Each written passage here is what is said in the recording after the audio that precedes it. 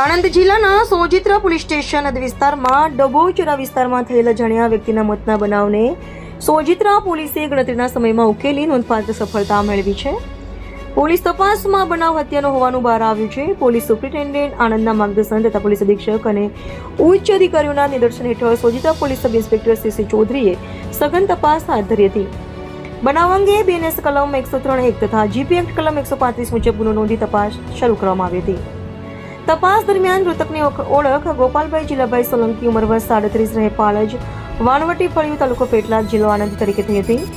Postmortem રિપોર્ટમાં સ્પષ્ટ થયું હતું કે પ્લેન ફાટી જવાથી થયેલા ભારે આંતરિક રક્તસ્રાવના આઘાતને કારણે હૃદય અને શ્વાસક્રિયા બંધ થવાથી મોત પહોંચ્યું, જે ગંભીર મારપીટના પરિણામે થયું હતું.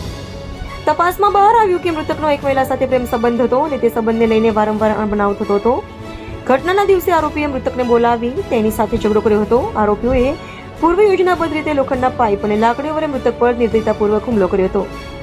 ગંભીર ઇજાઓને કારણે મૃતક જમીન પર પડી ગયો હતો અને બાદમાં તેનું મૃત્યુ થયું હતું.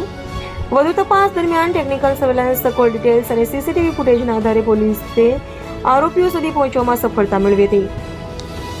બનાવમાં સંડોવાયેલા આરોપી એક સુરેશ રમેશ તલપદા અને વિજય કનુભાઈ તલપદાને ઝડપી પાડી કાયદેસરની કાર્યવાહી હાથ ધરવામાં આવી છે. તપાસમાં વધુમાં બહાર આવ્યું કે આરોપીએ મૃતકને પહેલા બોલાવી ઝઘડો કર્યો હતો અને પછી લોખંડના પાઇપ તથા લાકડીઓ વડે બેફામ મારપીટ કરી હતી.